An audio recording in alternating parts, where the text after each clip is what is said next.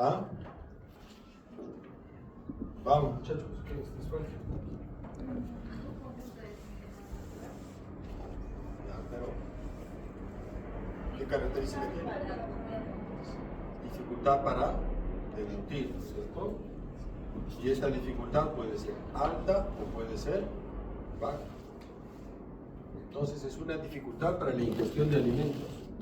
Puede ser para iniciar la deglución, eso se llama dificultad orofaringe o disfagia orofaringea, o básicamente el paciente tiene una sensación de obstáculo que evita el pasaje del alimento hacia el estómago. Eso puede ser una disfagia esofágica. ¿Qué significa esto? Que básicamente el paciente no puede iniciar la deglución, es decir, disfagia orofaringea, o progresa el alimento al esófago y se queda retenido en la parte media del esófago, en la parte distal del esófago. Se debe diferenciar de otros síntomas, orinofagia, por ejemplo, que es el dolor que manifiesta el paciente al ingerir alimentos, el globofaringio, que es un trastorno psicológico, y básicamente una sensación de opresión o de compresión retroesternal. El globofaringio o globo histérico es una patología relativamente frecuente, asociada básicamente a factores de estrés o de tensión. Son pacientes que tienen sensación de atragantamiento independientemente de la ingesta del alimento, ¿sí? Tienen la sensación de que algo se ha retenido en la parte retroesternal sin relacionarlo muchas veces con la ingesta de comida. ¿Qué tenemos que acordarnos? Algo de la fisiología de la deglución. Es un mecanismo reflejo complejo en el cual el alimento es propulsado o es transportado desde la cavidad oral hacia el esófago y a través del esófago llegar al estómago. Es básicamente controlado por el centro de la deglución que está en el bulbo raquídeo, ¿sí? Esto es importante saber porque hay pacientes que a veces tienen lesiones neurológicas y presentan una disfagia súbita. Nosotros hemos tenido una paciente que más o menos ha estado 10 años con un sistema de gastrostomía para alimentarse. Es una paciente que era hipertensa, una señora de 48, 49 años, con antecedente de hipertensión no controlado, y se le ocurre viajar a Lima. No toma la medicación y dice que en el trayecto de Cusco-Lima, ella refiere un dolor intenso en la región cervical y en la región de la nuca. Y posteriormente a eso, la paciente no puede iniciar su deglución. Se le hace una serie de estudios y lo que hace esta paciente es un infarto del tronco cerebral. ¿Sí? Es una paciente que se comunica, habla con facilidad, un poco ronca la voz de la paciente, pero no puede hacer su inicio de deglución. La paciente mastica, pero al momento de tratar de deglutir o al momento de propulsar el alimento, el bolo alimenticio hacia la región faríngea, no progresa, ¿sí? Esto básicamente es por una alteración del centro de la deglución, que es una afectación a nivel del bulbo raquídeo. La deglución es un proceso controlado por el centro de la deglución a nivel del bulbo y en la porción media y distal del esófago por un sistema autonómico, que es los plexos de Meissner y Auerbach, ¿no? Que son los que van a permitir las ondas peristálticas propulsivas del esófago.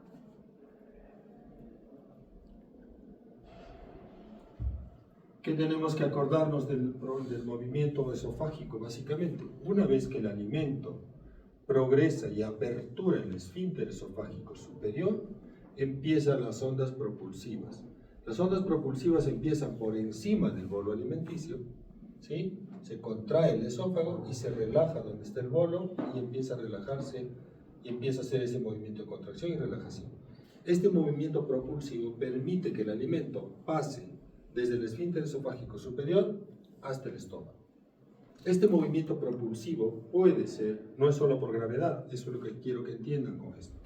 El esófago tiene motilidad, tiene movimiento, no es solamente un tubo rígido que permite el pasaje del alimento. Estas ondas propulsivas permiten que el alimento inclusive pueda progresar hacia el estómago cuando el paciente está boca arriba, o de cabeza, si le podemos llamar así. Existe movimiento propulsivo por las ondas peristálticas. Y dentro del esófago tenemos ondas peristálticas primarias, que son las ondas progresivas que se inician con la deglución, las ondas secundarias, que son las que se producen producto de la distensión del bolo alimenticio, ¿no? Onda propulsiva primaria contrae el esófago por encima, las ondas secundarias son las que se contraen por estímulo del bolo alimenticio, y las ondas terciarias, que no son ondas propulsivas, muchas veces permiten la limpieza o el clearance del esófago. Generalmente estas ondas espontáneas aisladas son patológicas. No es una onda normal y se encuentra solo en condiciones patológicas y en pacientes de la tercera edad. Entonces tenemos tres tipos de ondas, ¿sí? Primarias, secundarias y terciarias. Las primarias y secundarias son las que permiten la propulsión del alimento. La peristalsis primaria es una actividad motora coordinada e iniciada por la deglución y por la contracción de la faringe, ¿no? Esta contracción faríngea rápida permite la progresión del alimento hacia el esófago. Se retrae la faringe y la epiglotis tapa la vía respiratoria. Esto permite que el paciente pueda o no se aspire al momento de iniciar la deglución. Una vez que se cierra el esfínter esofágico superior, empiezan las contracciones circulares por encima del alimento y relajación por debajo, hasta llegar al estómago. Como ven, parece un movimiento funcional fácil, pero el inicio de la deglución es bastante complicado y puede ocasionar una serie de manifestaciones en pacientes que tienen alteraciones netamente neurológicas, ¿no? Las ondas secundarias es una contracción gradual a nivel del cuerpo del esófago, inducida por los receptores sensoriales por la distensión de la pared esofágica, producto del bolo alimenticio. Y las terciarias, como les decía, son contracciones aisladas, no propulsivas, y generalmente se consideran como patológicas. ¿Qué síntomas va a tener nuestro paciente con patología esofágica, básicamente? Lo primero que puede tener es disfagia, que es la dificultad para deglutir, ¿no? O para que pase el alimento. Pirosis, que es la sensación de dolor o ardor retroesternal asociado al retorno de ácido del estómago hacia el esófago. Odinofagia, que es básicamente dolor al intentar deglutir. Dolor torácico. Regurgitaciones, que es el retorno de alimento involuntario del estómago hacia el esófago y que puede llegar hasta la boca. Y la disfagia que hemos mencionado, dificultad netamente para deglutir. Todas estas manifestaciones va a manifestarnos o nos va a expresar nuestro paciente cuando hagamos el interrogatorio. Y hay que enseñarle a diferenciar. Es diferente tener pirosis que tener regurgitaciones, ¿no? O que tener pirosis y tener disfagia, ¿no? Es importante que el paciente les explique qué es lo que siente, ¿no? ¿Cómo les va a manifestar el paciente la pirosis? Cada vez que como algún alimento, siento después de un rato de haber comido una sensación de quemazón detrás del pecho, y a veces esa sensación de quemazón puede llegar hasta la región faríngea, ¿no? Y asociado a una sensación de amargor en la cavidad oral, ¿no? En cambio, la disfagia, ¿qué les va a decir? Paso el alimento y se queda retenido detrás de mi pecho. O no puedo pasar el alimento una vez que termino de masticar, ¿no? Estas son las fases de la deglución, que más o menos son la parte fisiológica que todos han revisado en fisiología, ¿sí? La fase oral, que es básicamente la parte de la masticación, la mezcla del alimento con la saliva y la formación del bolo alimenticio. Masticación, el alimento se mezcla con la saliva y una vez que está formado el bolo, ¿qué va a pasar? El paciente intenta hacer la deglución. ¿Cómo se hace la deglución? El alimento se pega gracias a la lengua hacia el paladar blando, ¿no? ¿Qué va a pasar? La lengua se eleva y proyecta el bolo alimenticio hacia la faringe. El paladar blando se eleva para sellar la orofaringe, es decir, para evitar que haya retorno del alimento hacia la vía respiratoria superior, ¿no? ¿Esto qué va a ocasionar? La laringe y el hueso hioides se desplazan hacia adelante y hacia arriba para cerrar la glotis y la epiglotis, ¿sí? La epiglotis se vuelve hacia atrás y hacia abajo para cerrar la vía respiratoria. ¿Qué ocasiona esto? Que el paciente deje de respirar milisegundos. Una vez que pase el alimento, se vuelve a aperturar la vía respiratoria. Una vez que pase el alimento a la faringe, ¿esto qué hace? Apertura el esfínter esofágico superior y empieza los movimientos primarios, ondas peristálticas primarias y secundarias. una vez que está en el esófago. Toda esta parte descrita en la parte superior es la que se afecta en pacientes que tienen, por ejemplo, demencia senil, pacientes que tienen problemas de Parkinson, pacientes que tienen ACVs, ¿no? Que básicamente van a tener problemas de dificultad para deglutir. Y esta parte, a pesar de que diga uno que el agua es más fácil que pase, a diferencia de los sólidos, la deglución de líquidos es mucho más complicada y más difícil de controlar, principalmente entre el cierre de la epiglotis y la apertura del esfínter esofágico superior. Cuando uno deglute líquidos, generalmente lo que va a pasar es que no hay una coordinación adecuada y el paciente hace broncoaspiración constante. En cambio, las sustancias gelatinosas o sustancias semilíquidas, si se puede llamar así, de consistencia como la mazamorra, son más fáciles de deglutir. Entonces, cuando nuestro paciente manifieste disfagia, vamos a tener dos tipos principales: orofaringia y esofágica. La esofágica puede ser por obstrucción o puede ser por una alteración motora. Eso también hay que diferenciarlo. ¿Qué características clínicas nos va a definir o nos va a decir nuestro paciente cuando tenga disfagia orofaringia? Generalmente, el paciente empieza la masticación y la comida no progresa de la boca. Es decir, siente que la comida se regresa o se retiene en la cavidad oral, ¿no? A diferencia de la esofágica, que es básicamente de gluten, pero siente la sensación de atragantamiento en la región retroesternal. Relación con la deglución: 1 a 2 segundos en la orofaringia, es decir, al momento del inicio de la deglución, y en la esofágica, más o menos de 2 a 15 segundos. ¿Qué síntomas asociados tiene la disfagia orofaringia? Generalmente el paciente hace movimientos para acomodación de la cavidad de la región cervical para poder tener una deglución o intentar hacer una deglución. Y también, ¿qué va a pasar? El paciente trata de deglutir y la comida se regresa por la vía respiratoria, ¿no? Regurgitación nasal. En la esofágica, la regurgitación de alimentos va a ser alimentos retenidos. Generalmente el paciente come y a las horas va a empezar a tener probablemente la sensación de querer regresar el alimento que ha ingerido. En la orofaringia no hay dolor, o es muy raro, y en la esofágica va a depender del volumen de alimento que consume el paciente. Pero la diferencia primordial es que la orofaringia generalmente se manifiesta en síntomas al momento del inicio de la deglución.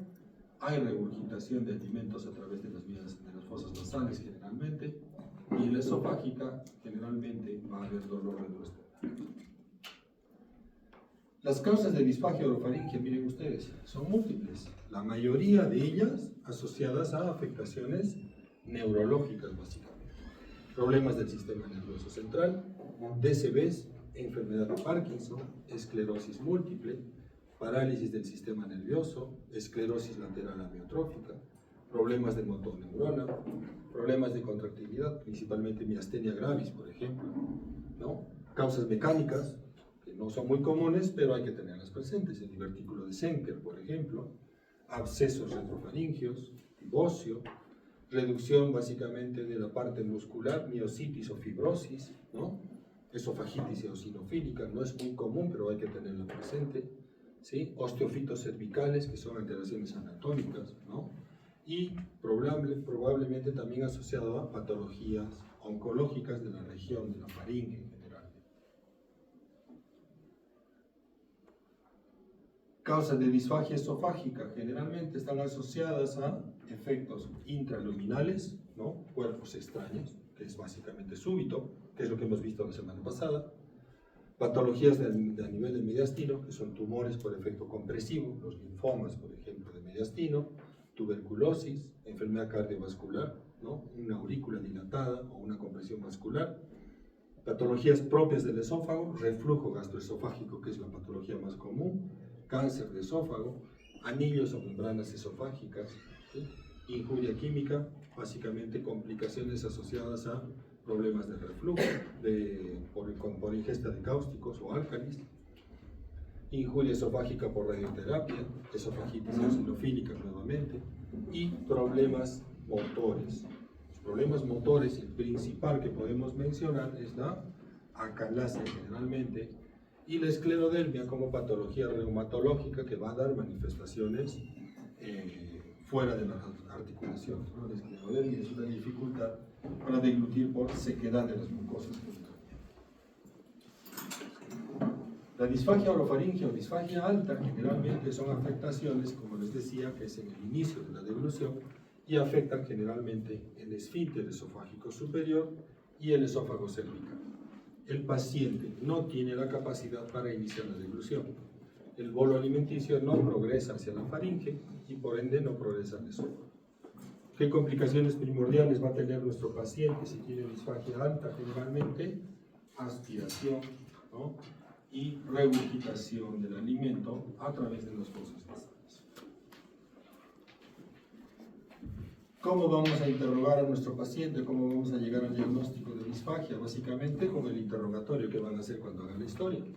Siempre es importante establecer la ubicación de la disfagia, si es orofaringia o esofágica, qué tipo de alimento desencadena la disfagia, si esto es intermitente o si es progresivo, y si se presenta después del inicio de la deglución o es inmediatamente después de la deglución o pasados algunos segundos después de la deglución.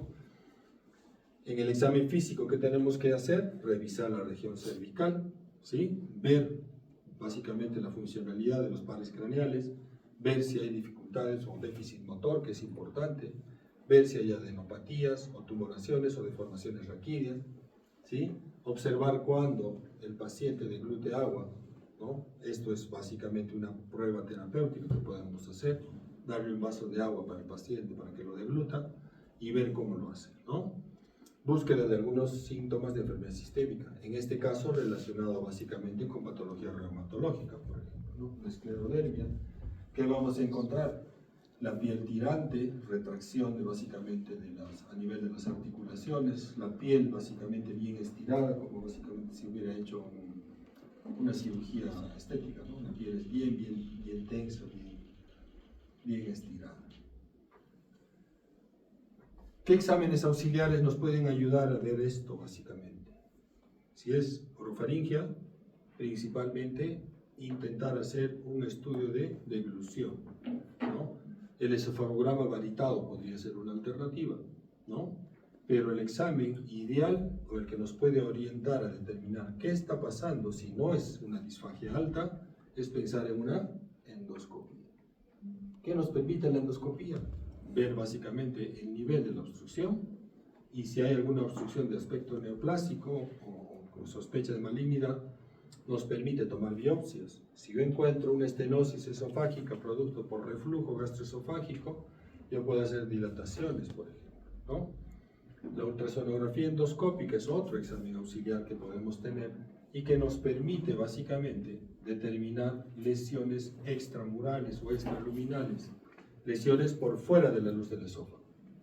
Y si estamos pensando en un trastorno motor, pensar en hacer una manometría esofágica, que nos va a valorar trastornos motores, básicamente, una acalasia o espasmos esofágicos difusos, ¿no? Y esta la fase o el estudio de la deglución es un estudio, básicamente, que nos puede permitir ver cómo inicia la deglución al paciente. ¿Cuál es el riesgo de estos exámenes? Principalmente este y el estudio varitado, que el paciente se pueda broncoaspirar. Si nosotros sospechamos que es una disfagia alta, es recomendable utilizar contraste hidrosoluble. El contraste hidrosoluble es el contraste que se utiliza para hacer las tomografías, ¿sí? O los estudios de vía urinaria o los que usamos para CEPRE.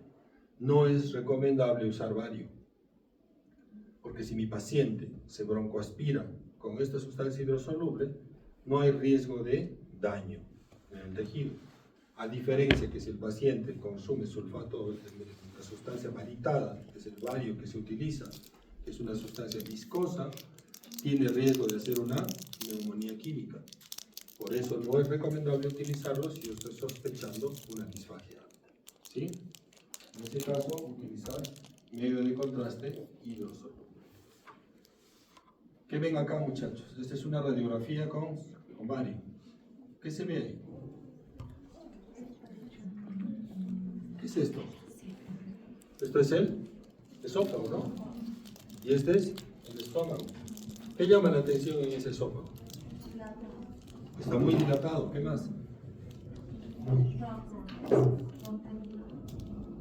¿Qué llama la atención ahí en ese esófago? Aparte de lo de abajo, ¿qué hay arriba? ¿Es normal que el baño se quede así, con un nivel? Hay un nivel hidroaéreo. ¿Sí? Aire por encima, líquido. Hay retención de líquido acá. ¿Y qué más se ve? Una terminación en punta de lápiz o pico de pato, que le llaman. Esta es una imagen característica de una acalasia. ¿Qué es la acalasia? Es una falta de relajación del esfínter esofágico inferior. No hay una alteración anatómica evidente. Ustedes hacen la endoscopía y lo único que van a ver es un esófago dilatado. Llegan a donde está esta zona teóricamente estenótica y el endoscopio progresa con facilidad. ¿Sí? ¿Qué pasa acá? Es una falta o una alteración de las terminaciones nerviosas de la parte del plexo de Meissner y Auerbach. ¿Sí? No se relaja, falta de relajación del esfínter esofágico inferior. Esto es lo que vamos a ver en un estudio endoscópico. ¿Qué vemos acá? Esa es una imagen intraluminal de aspecto irregular, tejido necrótico. Esto es un cáncer de esófago distal. ¿Sí? Acá se ve lo mismo, una neoplasia. Y ahí se ve una zona estenótica. Esto es un cáncer de esófago. Esófago de la unión esófago-gástrica, así se puede llamar. Este es otro estudio que utilizamos. Esta es la ecoendoscopía. El endoscopio, en la parte distal, es un endoscopio especial en el cual emite ondas de ultrasonido. ¿Y qué permite determinar esto? Este es el endoscopio, ¿sí? Y este es un balón que se infla en la parte externa del endoscopio. ¿Qué permite esto? Diferenciar las diferentes capas que tiene la pared del esófago. Y esto nos puede diferenciar si la mucosa está conservada, o si hay lesión de la submucosa, o si hay compromiso de la capa muscular. Ahí nos puede determinar y diferenciar. Si vemos, por ejemplo, un tumor en esta zona, podemos determinar de qué capa del esófago proviene. O si es por fuera, vamos a ver todo esto normal con un efecto de compresión de masa, ¿no? Por fuera. Esta es una ecoendoscopía o una ultrasonografía endoscópica. Este es otro estudio que básicamente nos mide la motilidad del esófago. Esta es una manometría esofágica. Y este es el estudio de deglución que les decía, ¿no? Se le pide al paciente que retenga el contraste en la cavidad oral y paso seguido se le pide que degluta. Y una vez que él hace la deglución, se hace un video. Se va tomando imágenes de captura, se puede hacer con fluoroscopía y nos permite ver cómo hace la deglución.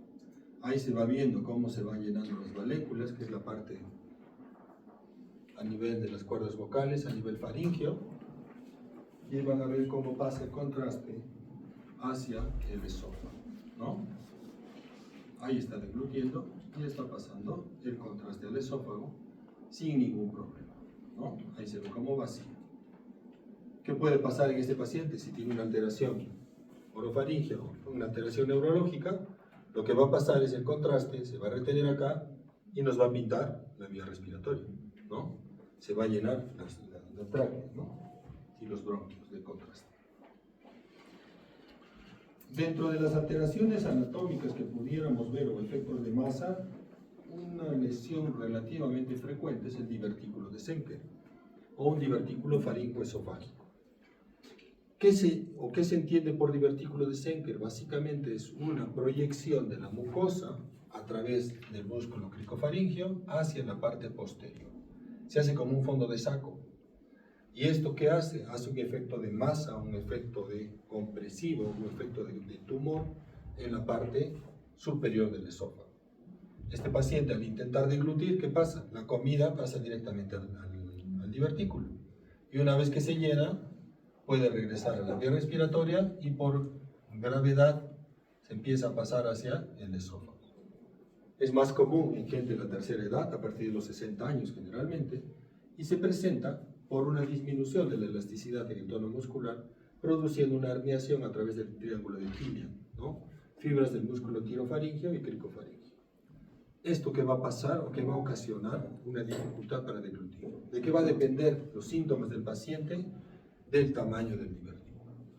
Puede ser un divertículo pequeño, en el cual el paciente pueda tener sensación de cuerpo extraño en la faringe, ocasional, y puede ser que el paciente no pueda ingerir alimentos porque el saco herniario o el saco diverticular es muy grande, ¿no?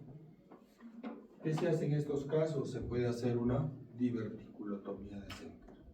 Esta es una radiografía de esófago en la cual nos permite ver el divertículo. Acá se ve un esófago normal y acá se ve el divertículo de Senker, ¿no? Esta imagen sacular en la parte superior es el divertículo. ¿Y esto negro qué es? Es el tabique. El tabique que se ve cuando nosotros vamos a hacer la endoscopia. Ahí se ve el divertículo de Senker nuevamente. Una lesión, una formación sacular grande, ¿no? Con contenido líquido, ¿no? Que es el baile que le da un paciente o el medio de contraste. Ahí se ve lo mismo. Otro divertículo un poco más grande. Y este es el tabique. Cuando hacemos nosotros el procedimiento para resolver esto, entramos con un endoscopio, ubicamos el tabique y lo que se trata de hacer es cortar el tabique hasta lo más cerca a la base que se pueda. ¿Qué va a permitir esto? Dejar abierto el saco unido al esófago, ¿no? Va a quedar igual una dilatación sacular del esófago, pero va a permitir que el alimento progrese fácilmente al esófago. Ahí se ve otro divertículo, mira. Ese es de otro tamaño, un poquito más pequeño. Y el tabique es la parte negra. Esta es la luz del esófago, ¿no? Y este es el tabique. ¿Qué se hace? Se debe cortar todo esto para que el saco quede en comunicación directa con el esófago. Este es el divertículo, muchachos. Nosotros entramos con el endoscopio. Este es el saco herniario y el esófago está acá atrás. ¿Qué es lo que tratamos de hacer? Cortar este tabique. ¿Qué es lo que se está haciendo allá? Se utiliza un cauterio y se va cortando hasta la base del divertículo. ¿Cuáles son las complicaciones de esa diverticulotomía? Perforación del esófago, mediastinitis, puede haber sangrado. Esto es más o menos lo que quería mostrarles con respecto a disfagia, muchachos. No sé si tienen alguna pregunta. Reflujo gastroesofágico. Es una patología relativamente frecuente en nuestro medio. ¿Sí? La enfermedad por reflujo gastroesofágico en altura es más común que en otros sitios. ¿Qué vamos a ver básicamente? Definir qué es reflujo, entender algo de su fisiopatogenia, qué síntomas y qué relación tiene con la vida diaria del paciente, conocer complicaciones de la enfermedad, conocer qué pacientes son candidatos a cirugías o a endoscopías y conocer qué terapia debemos usar en nuestros pacientes. Miren este caso. Este es un paciente varón de 49 años que consulta o va al consultorio por presentar problemas de pirosis de más o menos 5 años. ¿Qué es pirosis? Ardor retroesternal, quemazón, ¿sí?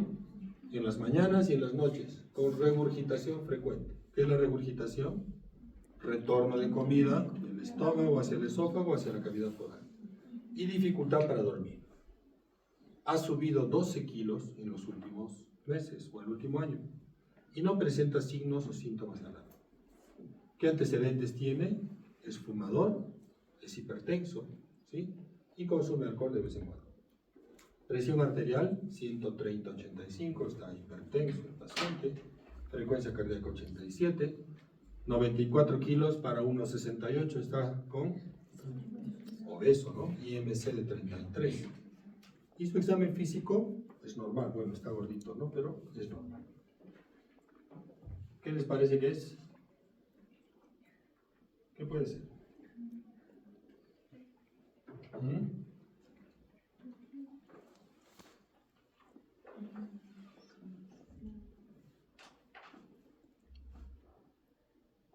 Están hablando de reflujo. ¿Será reflujo, pues, muchachos? ¿Es reflujo o no? Tiene reflujo gastroesofágico. Lo que llama la atención es que él ya tenía síntomas previos y han empeorado con su incremento de peso. ¿Sí? Este es un factor de riesgo. Estos datos son importantes tenerlos presentes porque dentro de la terapia de nuestros pacientes tenemos que proyectarnos a eso. Cuidar su dieta, controlar y monitorizar sus factores de riesgo. El tabaco es un factor que empeora el reflujo. No debe ingerir alimentos en la noche porque empeora el reflujo y debe bajar de peso. Porque básicamente el sobrepeso lo que ocasiona es empeora la presión o relaja más la presión del esfínter esofágico inferior. Porque la grasa se almacena alrededor del esfínter esofágico inferior y aumenta el reflujo. ¿Sí? Si es un paciente con síntomas de reflujo que han empeorado por el incremento de peso. ¿Cómo podemos definir reflujo entonces? Síntomas que resultan del reflujo del contenido gástrico al esófago o más allá, o hasta la cavidad oral, incluyendo la laringe o el pulmón, a través de la unión gastroesofágica incompetente. Y que este dato clínico se asocia con alteraciones de la calidad de vida del paciente y va a haber riesgo de complicaciones. Esto es una definición de reflujo. Es decir, un paciente que tiene síntomas de regurgitaciones o de reflujo, retorno de ácido o de contenido gástrico hacia el esófago, a la cavidad oral o a la vía respiratoria a través de una unión esófago-gástrica incompetente y que va a alterar su calidad de vida y que va a tener riesgo de complicaciones. ¿Por qué es importante tener presente eso? Porque existe reflujo patológico y reflujo fisiológico. Todos nosotros, en algún momento después de haber comido algún carbohidrato, ¿no?, podemos tener síntomas de pirosis. Y eso no es reflujo, ¿sí? Generalmente se presenta después de comidas, cuando es fisiológico, es de corta duración, asintomático o bien tolerado y no ocurre durante el sueño. ¿Qué va a pasar? Yo como algo de carbohidrato, me tomo mi gaseosa y después tengo pirosis. Tomo agua y se me calma. Eso es un reflujo fisiológico. ¿Cuándo se hace patológico? Cuando se presenta en cualquier momento del día, son de larga duración, nos altera la calidad de vida y puede ocurrir cuando dormimos. ¿Cuál es el peligro de esto? De lo último. El paciente se puede aspirar. Si ha comido una pizza, se ha tomado un vaso de vino y está medio alcoholizado el paciente, se echa a dormir, ¿qué va a pasar si tiene reflujo? Puede regresar el contenido alimentario hacia la cavidad oral o hacia la vía respiratoria y hace una neumonía aspirativa. Ese es el riesgo del reflujo principal. ¿Sí? Miren, a nivel mundial, el 5% de la población tiene síntomas de reflujo. En Estados Unidos 20%, Europa 18%, Sudamérica 23%, Asia 5%. ¿Dónde hay mayor incidencia? En países desarrollados y en países en los cuales, en los países industrializados, donde la comida es muy procesada o se come comida chatarra. Los asiáticos, miren, tienen 5% de reflujo. Los asiáticos generalmente, ¿qué comen?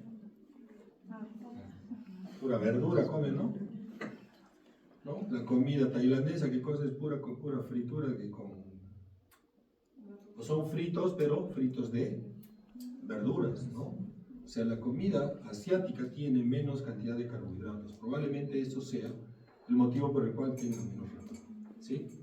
La incidencia a nivel mundial, miren, en Estados Unidos 5.4 cada 1000 habitantes, no hay casos nuevos por año. Sintomáticos, 25% de pacientes a nivel de Norteamérica tienen síntomas mensuales, 12% semanal y 5% diario, ¿sí? El 27% de esta población con síntomas de reflujo se automedica, entre un promedio 2 a 3 veces por mes.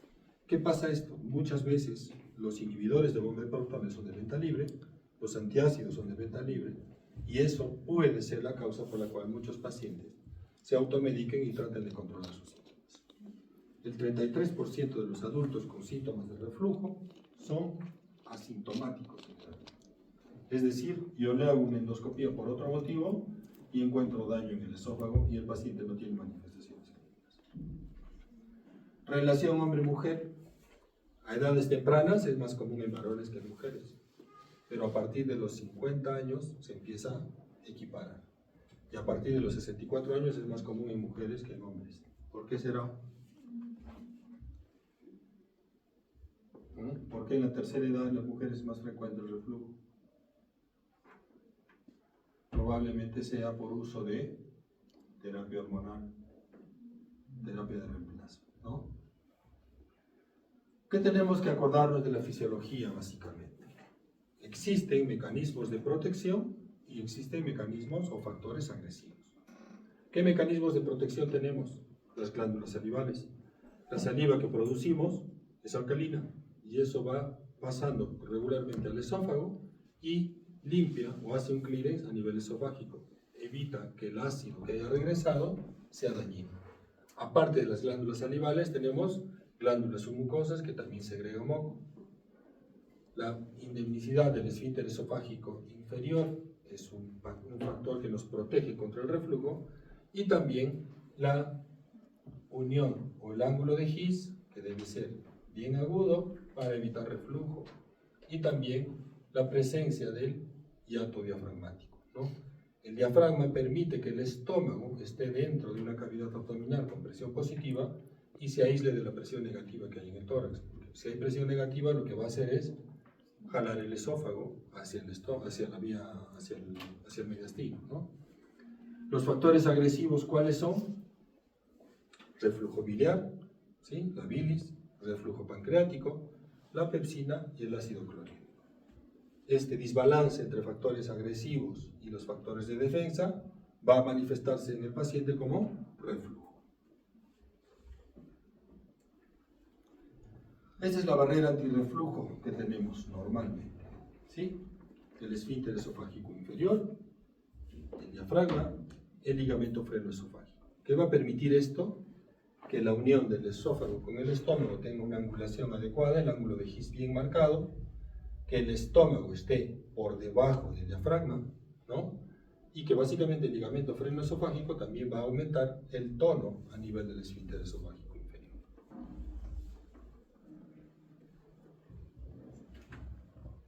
Mire, el esfínter esofágico inferior normalmente mide en promedio de 2 a 4 centímetros en la parte distal. Pero cuando ustedes hacen una necropsia, no van a encontrar un esfínter como el píloro, por ejemplo. Es una parte básicamente funcional. ¿Qué van a encontrar? Un ligero engrosamiento de la capa circular interna, ¿no? De la parte a nivel del esfínter esofágico inferior, situado a nivel del hiato del diafragma, ¿sí?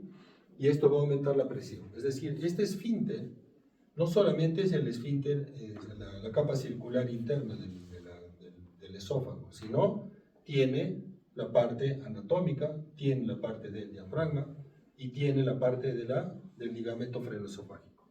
Todo eso hace una unidad y ese esfínter esofágico inferior funciona de manera adecuada cuando tiene estas dimensiones, de 2 a 4 centímetros. ¿Qué va a pasar con nuestros pacientes? Muchas sustancias que ingiere el paciente o que recibe como medicación van a alterar la presión del esfínter. ¿Qué es importante conocer? ¿Qué va a pasar con vuestros pacientes con problemas de asma, por ejemplo? ¿Qué se utilizan? Sí. Broncodilatadores, ¿no es cierto? ¿Qué hacen los broncodilatadores? Relajan el esfínter, ¿sí? Que generalmente lo que van a hacer es relajan el esfínter esofágico inferior de manera momentánea y el paciente les va a comentar. Cada vez que uso mi inhalador, entre 10 y 15 minutos después de usar mi inhalador, estoy con un reflujo increíble. Pasa el efecto del medicamento y se normaliza. Lo mismo pasa con medicamentos para la presión, calcio antagonistas, medicamentos sedantes, los barbitúricos, ¿no? La teofilina, miren ustedes, o la ingesta de chocolates, grasa y alcohol. Hay pacientes que le dicen, como un chocolatillo y al poco rato se come una vinagrera terrible. ¿no? Es por esto, o como comida muy grasosa y estoy con lo mismo, ¿no? Con reflujo. A diferencia de esto, hay algunas cosas que podemos usar para mejorar los síntomas. Si mi paciente tiene reflujo, ¿qué debo recomendarle? Si no tiene hernia tal, decirle, oye, come comidas ricas en proteína en la noche, si no puedes dejar de cenar, para aumentar la presión del esfínter. La proteína aumenta la presión. La gastrina, la motilina, que son ya medicamentos que se podrían utilizar, pero básicamente aumentan la presión. Y los medicamentos que usamos, la metoclopramida, la domperidona, las prostaglandinas y los alfa-adrenérgicos, aumentan la presión del esfínter. Que básicamente podemos utilizarlo como terapia. Esto es lo que va a pasar básicamente en el mecanismo de aclaramiento del esófago. ¿Qué es el aclaramiento? Es la liberación o el cambio de pH ácido a alcalino cuando hay reflujo a nivel esofágico. ¿Qué va a pasar? Miren, la bilis y las enzimas pancreáticas regresan al estómago. Esto se suma al ácido clorhídrico y la pepsina, vencen el esfínter esofágico inferior por aumento de la presión intraabdominal, es decir, pacientes que utilizan ropa muy ajustada, pacientes obesos, pacientes gestantes, por ejemplo, tienen mucha presión intraabdominal. ¿Qué va a ocasionar? Vencen el esfínter. Se abre el esfínter y toda esta sustancia regresa hacia el esófago, ¿no? La distensión abdominal, también la distensión de la cámara gástrica. ¿Qué va a pasar? El movimiento peristáltico de nuestro esófago, la insalivación, la cialorrea que pueda tener ese paciente, va a tratar de limpiar ese esófago producto o el que está con un contenido ácido intenso. Si este mecanismo de peristalsis y salivación controla el reflujo, el paciente no va a tener síntomas, ¿no? Y acá tenemos algunas barreras que son normales, ¿sí? Nuestra capa esofágica tiene todas estas cubiertas. La capa externa, o la que está en la luz del esófago, es la capa acuosa, que tiene un pH de 2 a 3, ¿sí? ¿Qué va a pasar? Se produce bicarbonato debajo, ¿no? Se produce sodio, potasio, y esto va a permitir que la cantidad de bicarbonato por debajo de este líquido acuoso se mantenga en un pH alcalino, ¿sí? Esa es la barrera de defensa epitelial. Toda la producción de bicarbonato que se produce a nivel de la luz esofágica. La indemnicidad de las células epiteliales del esófago también nos permite protegernos del ácido, y a ese nivel una adecuada circulación permite un buen intercambio de hidrogeniones con bicarbonato a ese nivel, y esto es lo que va a segregar más bicarbonato hacia la luz del esófago. Estos son los mecanismos de defensa preepitelial, epitelial y posepitelial. Es decir, si tenemos una indemnicidad de la capa mucosa, el paciente no va a tener síntomas de reflujo, no va a tener daño en el esófago. Los factores agresivos que conocemos, ácido, pepsina, bilis y tripsina, son las sustancias producidas por el páncreas y por el estómago, ¿sí? El mecanismo que produce daño agresivo, daño a nivel esofágico, es daño directo por efecto del ácido y la pepsina. La pepsina tiene un efecto proteolítico, básicamente, es decir, destruye las proteínas intracelulares y causa agresión y daño de las células del esófago. La bilis y pepsina tienen un efecto detergente, aumenta la retrodifusión de hidrogeniones, hay más proteólisis por la tripsina y tiene una limitada capacidad lesiva en ausencia de ácido. Es decir, si nosotros bloqueamos el ácido, la bilis y la tripsina no van a causar daño, ¿sí? Dentro de este desbalance es lo que vamos a ver básicamente las manifestaciones clínicas que va a tener nuestro paciente. Si los factores agresivos predominan, más bilis, más enzimas pancreáticas, más hidrogeniones, o sea, más ácido, más pepsina, el paciente va a tener reflujo. Si el paciente tiene un mecanismo de defensa mucho mejor desarrollado, este paciente no va a tener síntomas de reflujo. ¿Qué factores van a afectar ahí? Disfunción del esfínter esofágico inferior, hipotonía basal, relajaciones transitorias del esfínter esofágico inferior, incompetencia de la barrera antirreflujo, reflujo patológico, asociado básicamente al efecto compresivo de la cavidad abdominal, y a factores anatómicos. Ahí está relacionado con la hernia hiatal. La hernia hiatal es el único, o una de las patologías que van a causar alteración anatómica de la unión esófago-gástrica y que va a dar manifestaciones de reflujo. Esta es la hernia hiatal. ¿Qué va a pasar? La hernia más común es la hernia por tracción. ¿Qué significa? Que el estómago se prolapsa o se proyecta hacia el mediastino y el paciente empieza a tener reflujo porque ya no hay el ángulo de His, se pierde la endemicidad del ligamento frenoesofágico, se pierde también la presión que nos protege el diafragma y el cardias queda dentro de la cavidad torácica. ¿Qué va a ocasionar eso? Que ese cardias se abra y que el paciente empiece a tener síntomas de reflujo. ¿Sí? Factores agravantes del reflujo, básicamente, consumo de tabaco y alcohol, obesidad, postura, gestación, uso de ropa ajustada, consumo de algunas sustancias, cafeína, grasas, chocolates, picantes, la hernia hiatal y algunos medicamentos, nitratos, calcio antagonistas, teofilina, anticolinérgicos, beta bloqueadores. Son sustancias que relajan el esfínter esofágico inferior y dan manifestaciones de reflujo. ¿Qué vamos a ver anatómicamente, generalmente? Datos microscópicos de la mucosa, infiltrado eosinofílico, con o sin neutrófilos, hiperplasia de la capa basal y elongación de las papilas en la lámina propia. Un dato importante, la ausencia de estos datos, o sea, el hecho de que no haya estos datos inflamatorios, no excluye reflujo patológico. Acuérdese que el reflujo es una manifestación clínica del paciente. El hecho de que yo encuentre un esófago normal en una endoscopia no excluye que el paciente tenga síntomas de reflujo. Puede ser un reflujo alcalino. ¿Sí? Y acá van a encontrar una serie de manifestaciones asociadas al reflujo. En el tiempo se ha ido viendo pacientes que tienen una serie de manifestaciones, no necesariamente de origen esofágico. Muchos pacientes que son vistos por otras especialidades, por ejemplo el odontólogo, el otorrino, el neumólogo, han ido viendo que muchas de las patologías que frecuentan o que son de motivo de consulta en sus especialidades, se ha visto que son relacionadas a síntomas de reflujo. Y ahí se vio o se hizo una clasificación en la cual se determinan pacientes que tienen síntomas propios del esófago y síntomas extraesofágicos, es decir, manifestaciones en otros órganos no relacionados al esófago. ¿Qué síndromes esofágicos conocemos? Los sintomáticos y los que tienen daño esofágico.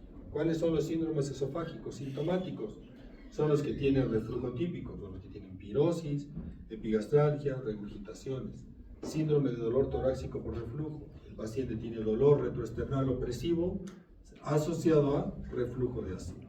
Tiene retorno de ácido y en ese momento tiene espasmo.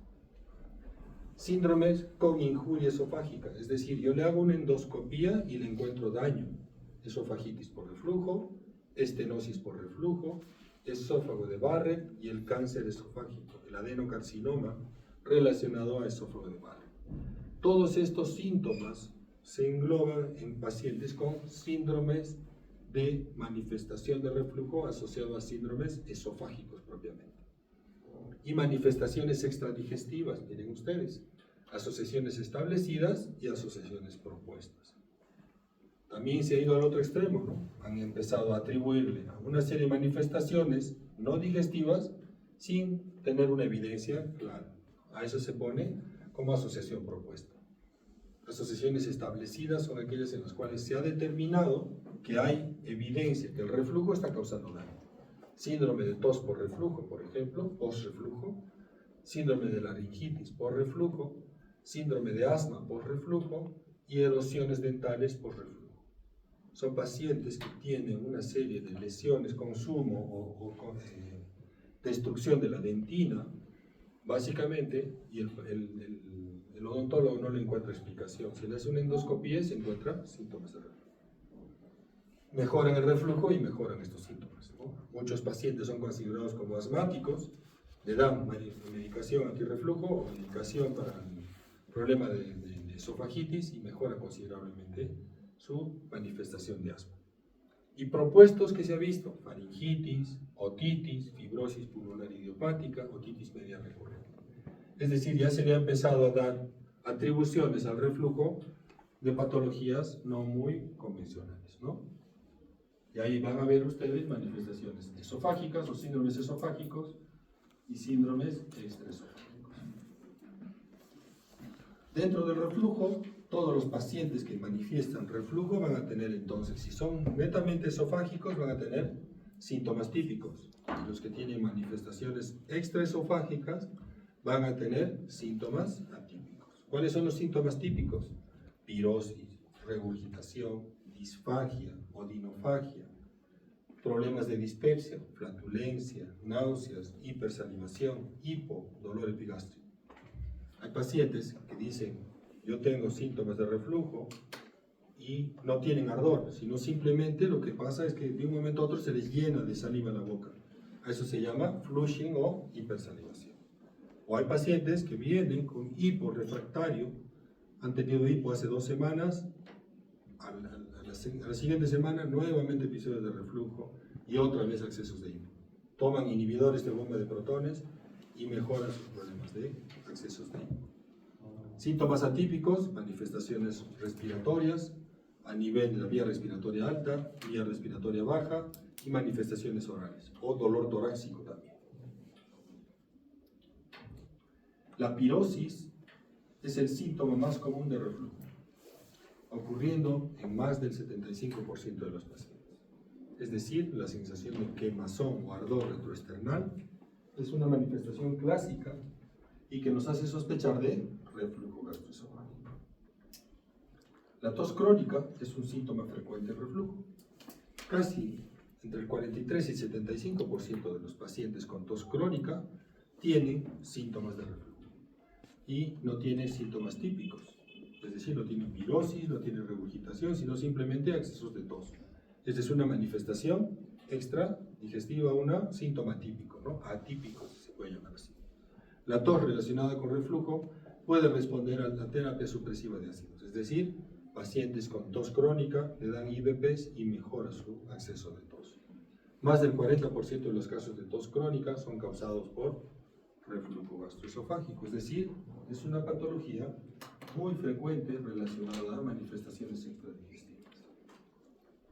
La tos puede ser causada por reflujo ácido que ingrese al pulmón o por estímulo del nervio vago, es decir, puede ser que el ácido regrese hasta la vía respiratoria o por irritación por vecindad también puede dar accesos de tos.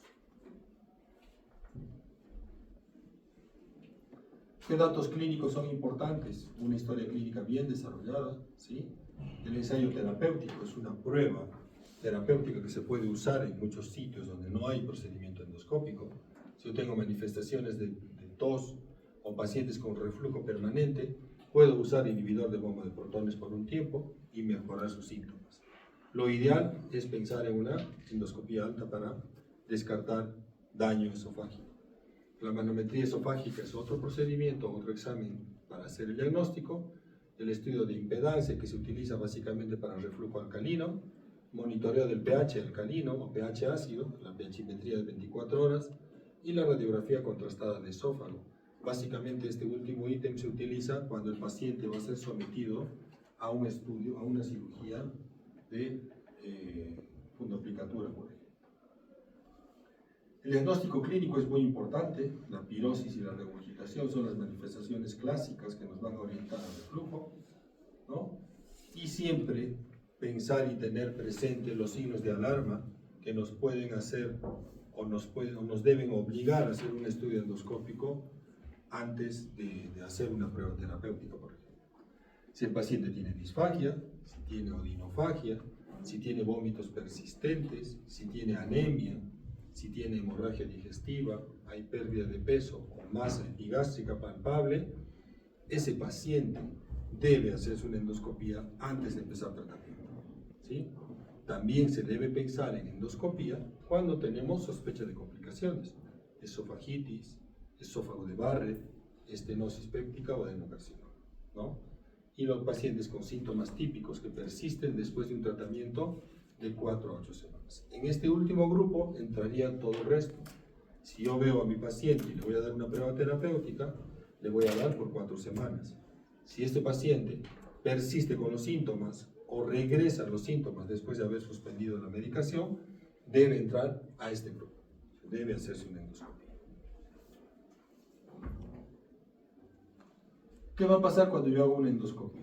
Voy a encontrar a un esófago normal, o voy a encontrar una hernia hiatal, o voy a encontrar esofagitis. La esofagitis es un dato o un hallazgo endoscópico y que básicamente nos habla del grado de inflamación que va a haber en ese esófago. Y para clasificar o para determinar la graduación o la severidad de la inflamación, utilizamos esta clasificación de Los Ángeles, que utiliza 4 grados. Los Ángeles A cuando son erosiones menos de 5 milímetros. Los Ángeles B cuando son erosiones más de 5 milímetros. Los Ángeles C cuando hay erosiones o daño circunferencial del esófago, pero compromete menos del 75% de la luz. Y Los Ángeles C cuando compromete más del 75% de la circunferencia. ¿Sí? Esto nos habla de la severidad de la inflamación. Los Ángeles C y Los Ángeles D son los que más complicaciones pueden tener. Al cicatrizar puede haber retracción del tejido y hacer una estenosis posterior. La pH-metría. La pH-metría ambulatoria es una prueba que se utiliza para medir cuántos eventos de reflujo tiene el paciente dentro de las 24 horas. Se utiliza para pacientes con síntomas típicos sin evidencia de esofagitis en la endoscopía. ¿Qué significa? Yo le hago una endoscopía a un paciente con pirosis, regurgitaciones, epigastralgia y lo veo normal. Ese paciente debe ir a pH-metría para confirmar si este paciente tiene reflujo ácido o reflujo alcalino. Demostrar reflujo gastroesofágico en pacientes con síntomas típicos sin esofagitis endoscópica, ¿sí? Que van a ser sometidos a cirugía.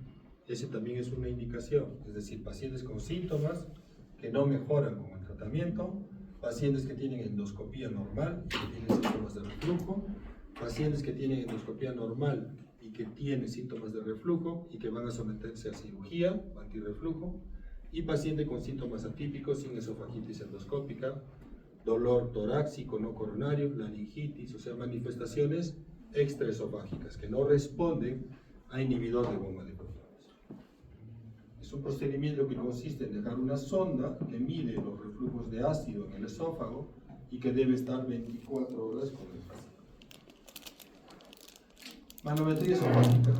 ¿Qué nos mide la manometría? La motilidad del esófago. Básicamente está indicado para determinar posible afectación de la actividad motora del esófago y sus esfínteres. Y en estudios de reflujo, que además indica básicamente asociado a pH-metría. Esta es una indicación previa a una fundoplicatura. Un paciente que tiene una pH-metría alterada y una manometría patológica, es decir, que no hay movimiento peristáltico del esófago, no es candidato a cirugía. Tiene que haber un movimiento peristáltico adecuado, porque si yo le hago una fundoplicatura, lo que voy a ocasionar en ese paciente con alteración motora del esófago es que tenga disfagia posterior a la cirugía.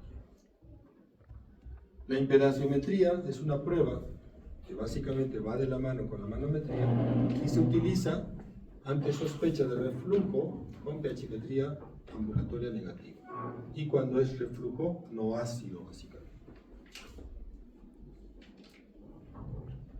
Los estudios radiológicos, ¿para qué nos sirven?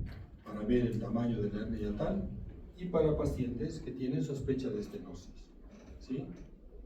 También nos sirve para identificar patologías no relacionadas al reflujo gastroesofágico. Esta es una hernia hiatal, miren. Y todo el estómago subido al mediastino. Ahí que vemos una estenosis esofágica, hernia hiatal y erosiones o ulceraciones, que se mide cómo se evidencia en una endoscopia. Las ulceraciones y la zona retraída en el esófago. ¿Qué complicaciones da el reflujo, muchachos? Básicamente va a haber úlcera esofágica, estenosis por reflujo ácido hemorragia digestiva, esófago de Barrett y puede haber perforación del esófago. ¿Sí? El último se llama el síndrome de... ¿Cómo se llama la perforación del esófago por vómito? El Mallory Weiss es la laceración y el desgarro, la perforación. Es el Boerhaave, ¿no? Entonces, la complicación más frecuente que tenemos que entender y tenemos que cuidarnos es el esófago de Barrett, que es una patología que va a ocasionar una serie de complicaciones posteriores. ¿Cuál es el objetivo del tratamiento, básicamente? Prever completamente o tratar de llegar a remitir los síntomas de pirosis en el paciente, curar o remitir la esofagitis, mantener la remisión sintomática y endoscópica y tratar de prevenir o evitar complicaciones. Conseguir estos objetivos mejora significativamente la calidad de vida del paciente. El control de la secreción ácida es la medida más eficaz para conseguir estas metas. ¿Qué significa entonces? El tratamiento de elección es inhibidor de bomba de protones. Se puede dar sintomáticos como alginato, antiácidos, las medidas higiénico-dietéticas, usar proquidéticos, pero el tratamiento de elección es inhibidor de bomba de protones. ¿Qué otra cosa hay que cuidar? Cuidar la alimentación del paciente. Evitar o restringir los alimentos